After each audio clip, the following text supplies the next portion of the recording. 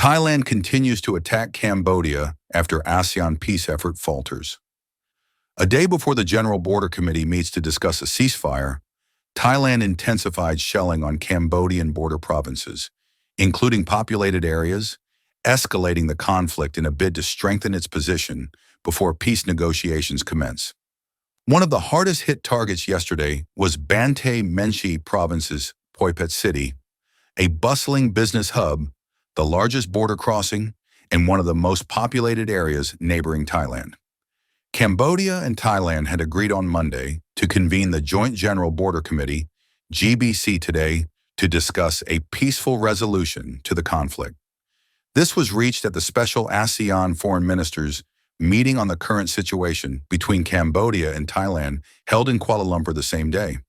However, the two nations have yet to agree on the venue, as Bangkok insisted on hosting the meeting in Chanthaburi province, while Cambodia asked that it be held in a third country, in Kuala Lumpur, citing security concerns stemming from fighting along the border. Since fighting erupted on December 7th, Thailand has rejected calls from the international community, including the US, the EU, and ASEAN, for a ceasefire. Instead, it has intensified airstrikes and the bombardment of border towns and cities, killing 21 Cambodian civilians and injuring 83 others. About 550,000 people have been forced to flee the attacks as of yesterday. For Thailand to consider stopping hostilities, it said Cambodia must first declare a ceasefire, which must be sincere, verifiable, and sustained, and cooperate in joint demining efforts along the border. Thailand has also refused to withdraw its troops from land it illegally occupied during the invasion. Ministry of National Defense spokeswoman Lieutenant General Mali Sochiata said Thai military forces yesterday launched a series of artillery shelling and aerial bombings targeting civilian areas in several provinces. She said that between 10:38 a.m. and 10:40 a.m., Thai forces fired 3 artillery shells into a residential area in Kon Damre, Nimit Commune, Phuket City.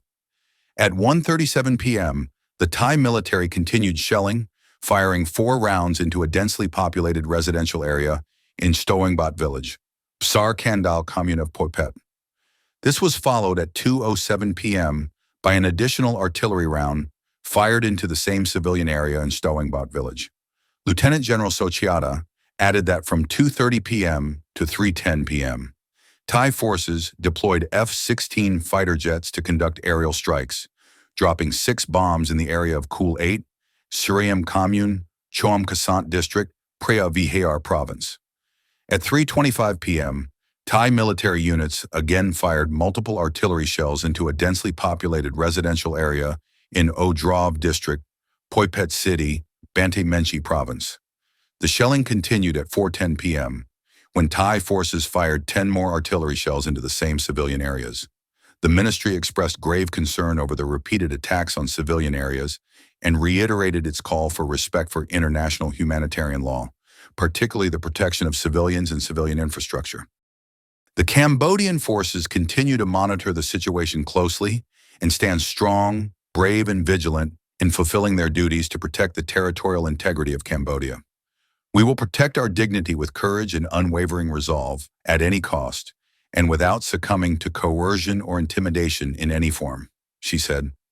The Ministry of Interior reported yesterday severe humanitarian and infrastructure impacts on civilian areas following what it called acts of aggression by the Thai side.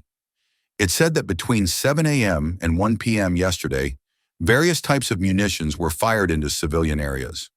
While no new civilian deaths or injuries were reported during that 6-hour period, 21 civilians have died and 83 others injured since December 7th. The ministry said large-scale displacement remains one of the most serious consequences of the conflict, with 547,909 people forced from their homes, including 286,992 women and 175,057 children. It warned that the figures could rise as the situation evolves. Yesterday saw the destruction of one more home in Banteay Menchie Province and another government office building in Battambang Province. Since December 7th, more than 100 houses, schools, health centers, religious sites, government buildings, markets, bridges, roads, vehicles, and other public and private facilities have been bombed.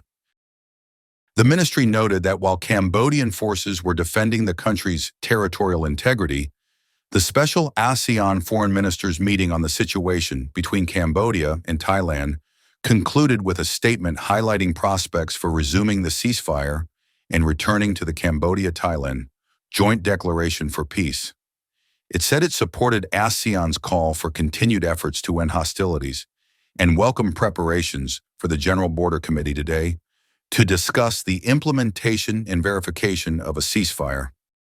The ministry said it remained hopeful that the Thai side would demonstrate sincerity in implementing the ceasefire in line with ASEAN's objectives. It praised the unity of Cambodians in supporting defense efforts led by Senate President Hun Sen and Prime Minister Hun Manet, saying national solidarity has strengthened the Royal Cambodian Armed Forces and Border Protection Police as they defend the country. U.S. President Donald Trump, for the first time, stated that Thailand was responsible for the renewed hostilities with Cambodia, after both sides signed the Kuala Lumpur Peace Accord on October 26th. An event he witnessed speaking at a press conference yesterday. Trump said, "But you know I've solved 8 wars, and Thailand is starting to shape up. You know they started with Cambodia, they started up again." He added, "But there's a lot of hatred between those two people, and when there's hatred, there's. In response, Thai Prime Minister Anutin Charnvirakul yesterday rejected claims that Thailand had initiated the conflict. He said he was not concerned about the remarks, stressing that countries involved in peace discussions have maintained a neutral stance and that he has not seen any nation take sides. He added that the issue must be resolved conclusively through direct engagement between Thailand and Cambodia. On Trump's statement that Thailand had attacked Cambodia first, Anutin said the facts were clear and that there was no cause for concern. He maintained that Thailand was the side that had been invaded and attacked first, and that Thailand's actions were retaliatory measures to protect its sovereignty. Foreign Affairs and International Cooperation Minister Prak Sokhonn informed ASEAN foreign ministers that as a country that treasures peace above all, Cambodia has done everything within its capacity to fully preserve the July ceasefire and October Kuala Lumpur Joint Declaration. He said that as a sign of Cambodia's respect for the ceasefire, it had refrained from responding for more than 24 hours after being attacked on December 7th. He recalled his disappointment that several ceasefire proposals put forward by Malaysian Prime Minister Anwar Ibrahim and Trump had failed to materialize, even though Cambodia had accepted them all without hesitation. He called on Malaysia and the United States to deploy equipment and personnel, including satellite assets, to monitor and verify the border situation. Sokhonn added that Cambodia's primary objective remains ending the suffering of its people, preventing further destruction, and pursuing a peaceful path towards a fair and lasting solution. He reaffirmed the importance of upholding ASEAN's credibility as one of the world's most successful regional organizations, with the capacity to assist its member states in resolving disputes peacefully and in accordance with international law, including through the renunciation of the threat or use of force. The Philippines, the incoming chair of ASEAN, said on Monday that it was ready to act as a mediator between Thailand and Cambodia. Philippine Foreign Secretary Teresa Lazaro made the remarks at the special ASEAN foreign ministers meeting in Kuala Lumpur to address the escalation of fighting between the two member states. Following the discussions today, the Philippines said that it is prepared to assume the role of facilitator or mediator between Cambodia and Thailand should both parties decide to make use of the good offices of the chair once the Philippines assumes the chairmanship in January 2026. The Department of Foreign Affairs said in a statement.